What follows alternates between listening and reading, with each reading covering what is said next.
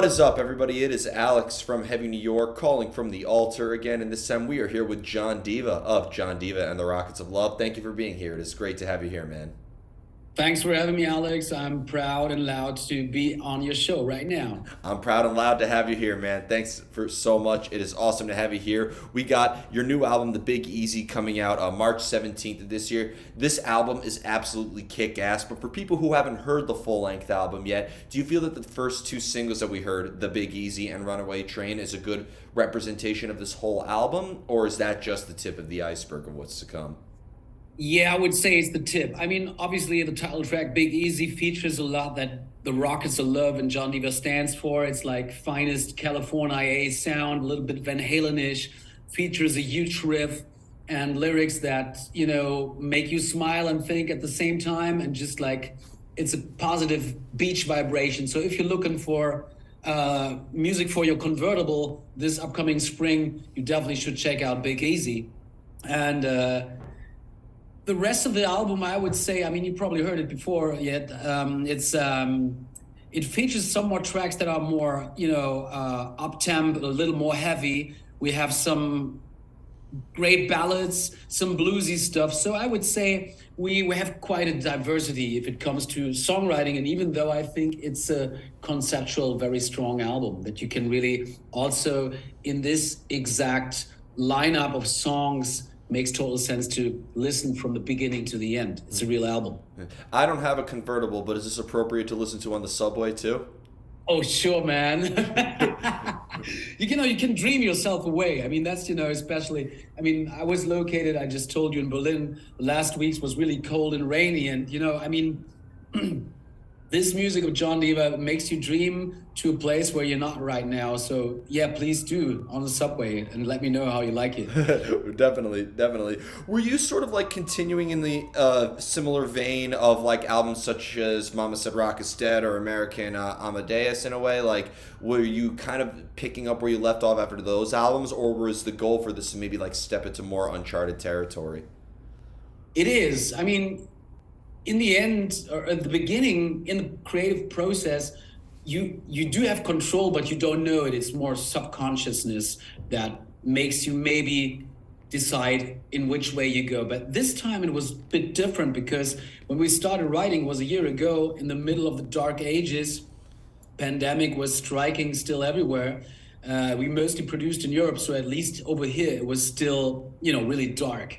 And it's an album for dreamers, as I said before, and we like maybe in this regard to the earlier albums, it's a fun record, but at the same time, it's a record of hope and of belief that it's going to be better. Because a year ago, I wasn't sure whether we ever would go back on tour again. Mm-hmm. I mean, I'm just facing a Europe tour now, starting in 3 weeks. But a year ago, nobody was betting a dime on it, whether it's going to work or not. So I would say, whereas the first two albums were just like, they just happened to us and was a whole lot of fun. The third record is something you either do or you don't. The debut never is a problem. The second one might be a problem, but the third, you have arrived to be a band with a character that has gone through a lot of things and drama and beautiful things. And so, yeah, the idea was really to take a step further out of the closet of simply being a hair metal band, or compared to similar bands that might make it more in a comedy way, and to say, hey, we can write real songs. Excuse the background noise. They are doing construction in the apartment above me, so forgive me. I love it. Yeah, I love it. It looks, though, it looks like you're like worshiping Satan and stuff. well, to each their own, right? And it's funny you mentioned that too. The Dark Ages. One side effect of COVID, I heard, is that all of the rock bands went into black metal for how dark the world turns. So, Yeah. this is your dark alter ego of what could have been if you didn't stick to the guns. But when you enter the songwriting process, whether it will be for this new album or your previous ones, does it ever begin with a preconceived vision in a way? Do you kind of go into it knowing what you want to do? Or do you consider your songwriting process to be almost very improvisational and maybe a little bit more experimental?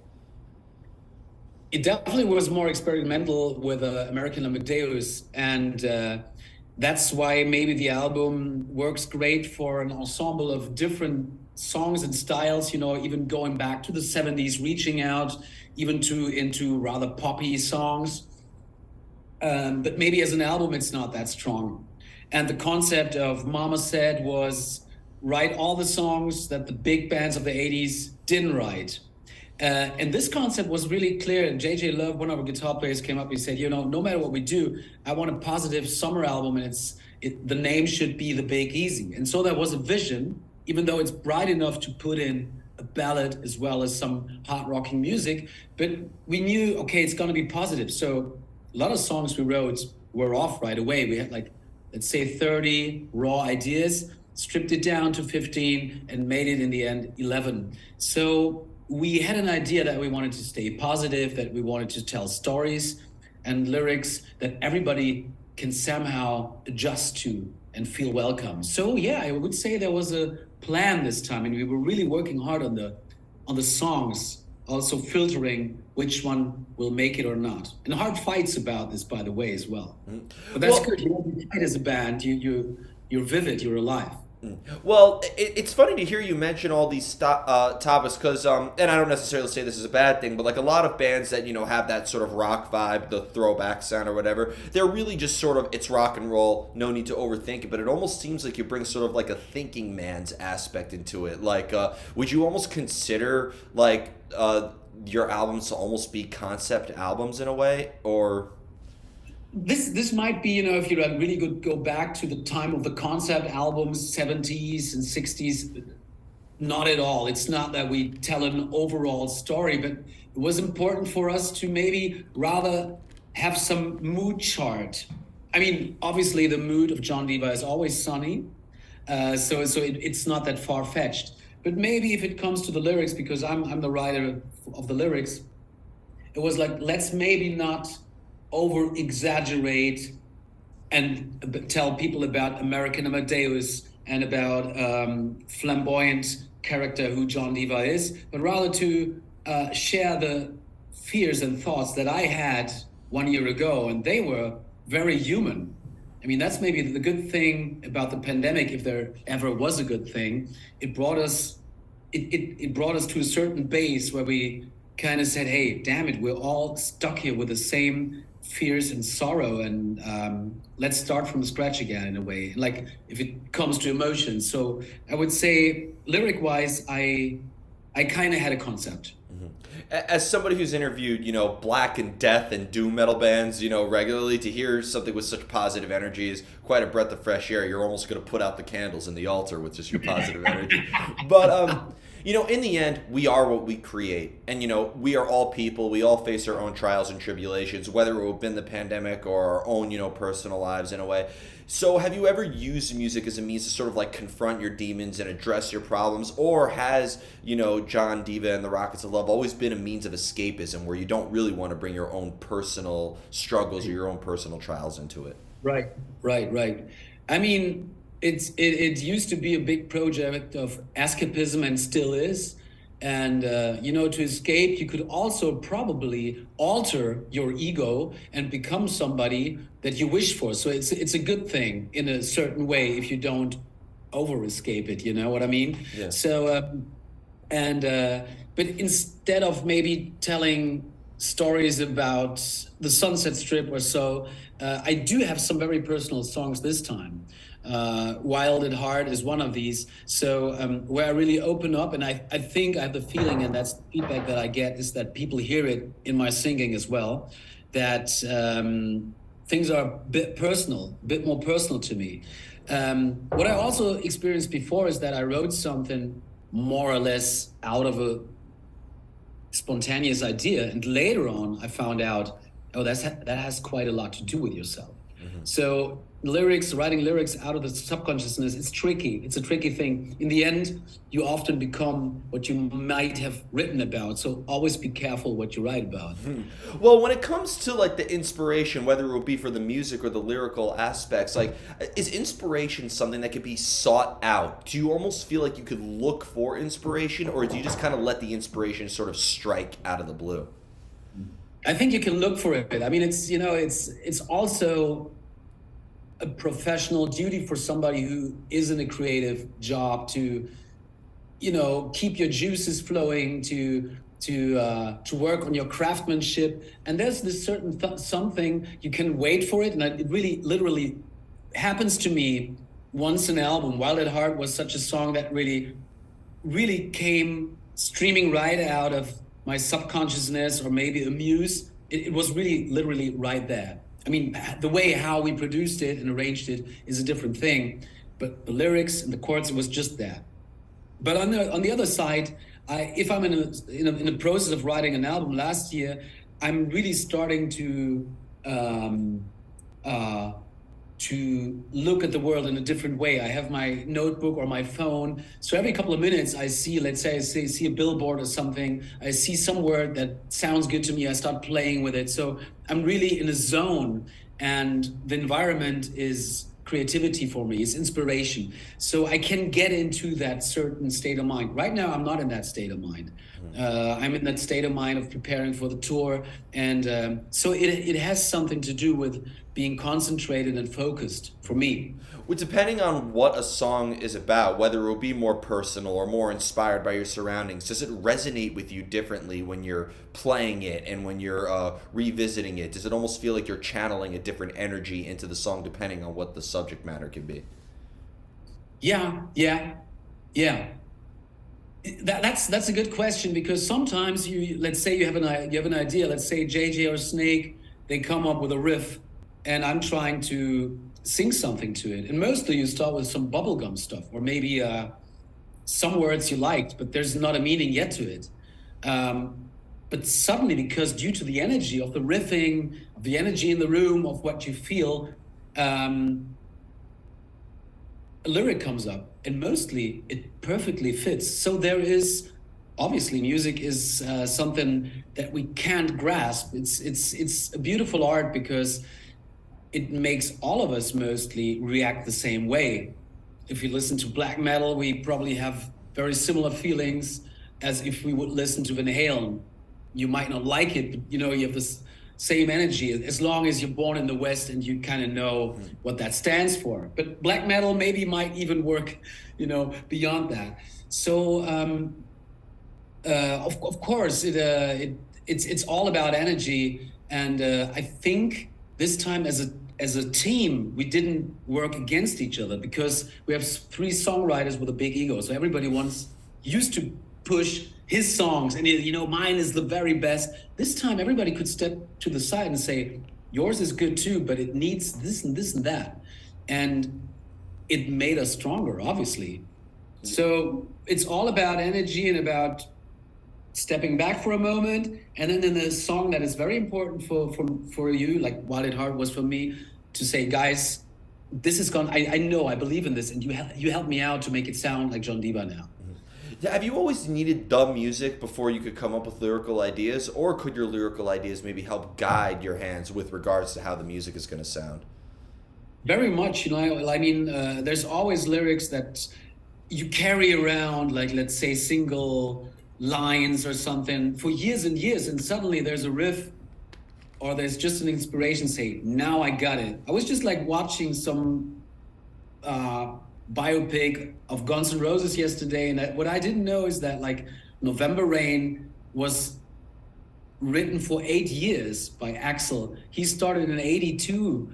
He had that already, and Tracy Gunn was still involved and said, that's a good song, and Axl said, yeah, but it's not ready yet. So the version we know, the 8 or 9 minute version, is a cut down. It used to be 20 minutes. So he was carrying that until the moment where it was ready. And I know this also from the creative process, like, you sometimes carry lines, songs, hooks for years and years, and suddenly they fall into place.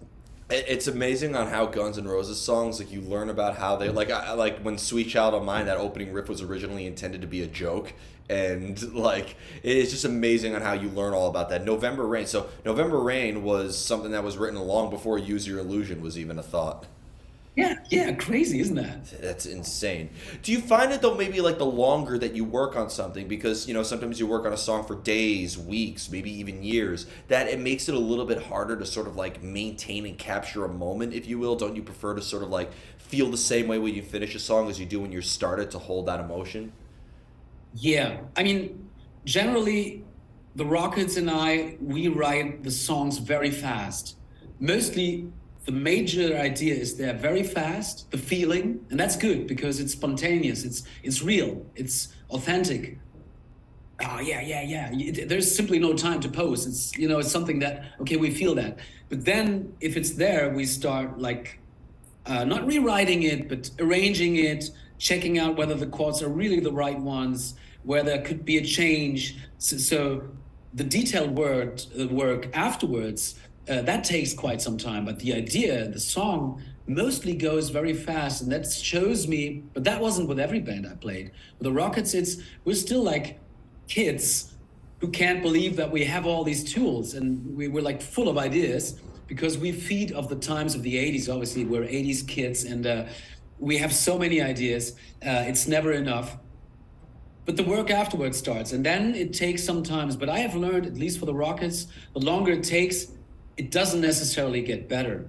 The first idea might not make it to the album, but it's always the straightest answer to the idea you're just having, whether it's good enough to put it on the album or not.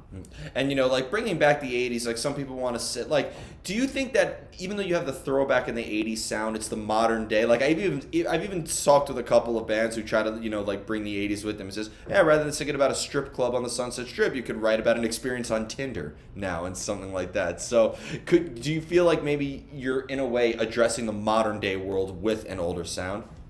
Very much. I mean, this is probably a message I have for myself and people who are into that music. I really think that glam rock, if you want to consider that glam rock or whatever, hell metal, is is almost a political statement right now. It's definitely not the same anymore that it used to be 40 years ago. We're modern people, we're modern men, and it's about including everybody. It's there's it's I have nothing but the highest respect for the female sexuality, and we're still cock rockers, but we do this with a twinkling eye, and at the same time we have positive messages. And in illiberal times that we're experiencing in the West right now, I think having a glamorous band that tells you, no matter if you like it, you can be part of the game, part of the party. Come out, dress up like ever you want, to feel like that. Be free, be welcome. So this is for me something special. That is a message for the people who are interested in John Diva. It's a space for everybody to party out. And I've always said that even though like a lot of those '80s songs are fairly direct, you look at those lyrics, you could get an image. But like I made this joke with Billy Vallo a couple weeks ago, where like yeah, you could say that "Girls, Girls, Girls" is a Sunset Strip song, but to some people that could just be a slow night shift at Arby's. So it could. So in the end, everybody's experience is different depending on that song as well, especially as newer generations discover it. Oh yeah. But I mean, I don't know how it is in the States. Probably hair metal, like stuff from back in the days. People our age, more up and a little bit more down, know all that stuff. And I mean, Mötley Crüe is touring with Def Leppard right now. I think they do pretty well, and it's on the radio. But I don't know if there's a new wave, or if there's a band that ever makes a stadium again. A new band, probably not. But I think it's interesting times for colorful rock and roll right now. Yeah. Well, the definition of stadium, like bands that are filling up stadiums right now, like Ghosts is one of them. Very different vibe. My Chemical Romance, their reunion is filling up stadiums right now because the emo crowd. That's another generation touching them the way that the '80s touched them. So I think in the end, there's always going to be, like people say, oh, there's no arena rock bands anymore. Yes, there is. I think just that's gonna change a lot over time. Right. Yep. And I have two more questions for you. You ready for the most difficult question? I try, man. How do you know when you're finished with a song?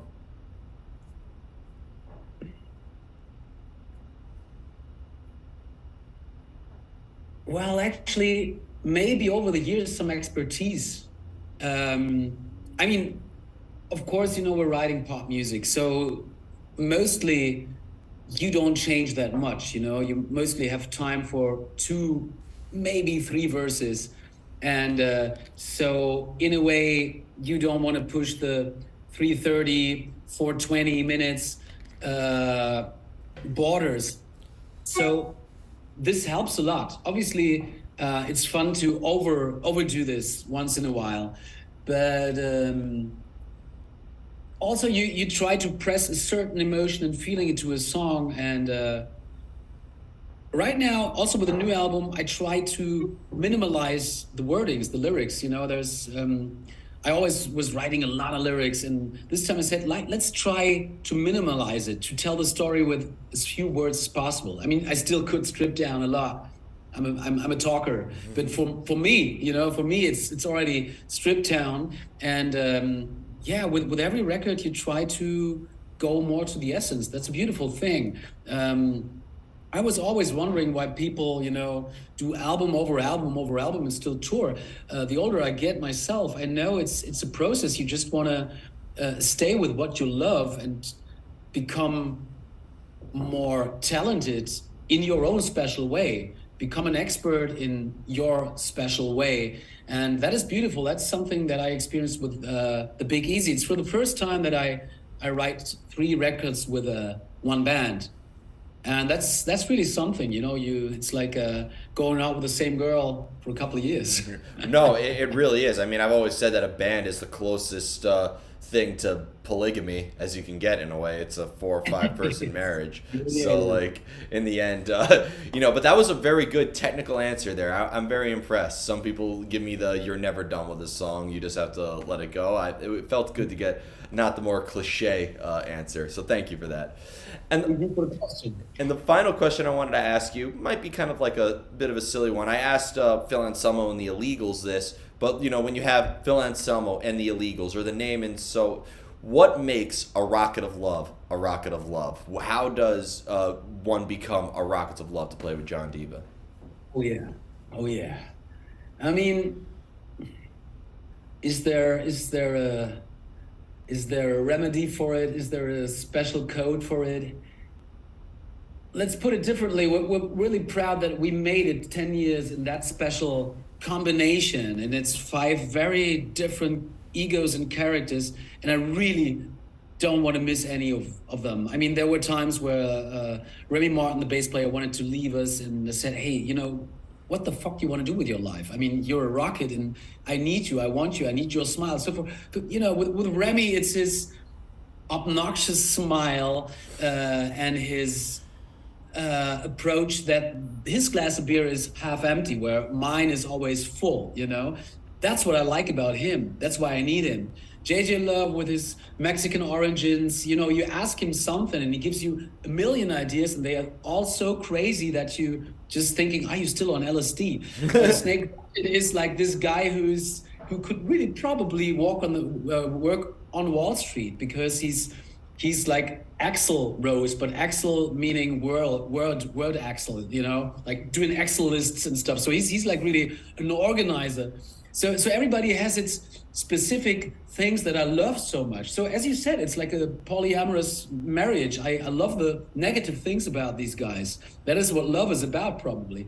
In the end, we're a hard rocking, hard party, but very romantic band. It's romantic to do music like that. It's romantic to go on tour with that kind of music, and you need to be a romantic person to do it. Otherwise, you can fuck off. Yeah, no, 100%. I think, like, it's not just the writing the music together, it's the blood, sweat, and tears and the camaraderie that you have with your band. Every band, like, again, like, and it's so cliche to say at this point, but just because it's a cliche doesn't mean it isn't true. And that is, like, a band is like a marriage. You're going to grow together, you're going to develop together, you're going to have hardships, and then you're going to help each other through difficult times. And I think that's what makes a band so, I would say triumphant and so inspiring. Not to say that solo artists, a solo artist has its own different essence of fulfillment, I would say, but a band in itself, I think the collaborative efforts that a band is just as much of a skill set as being able to play the instrument and write songs.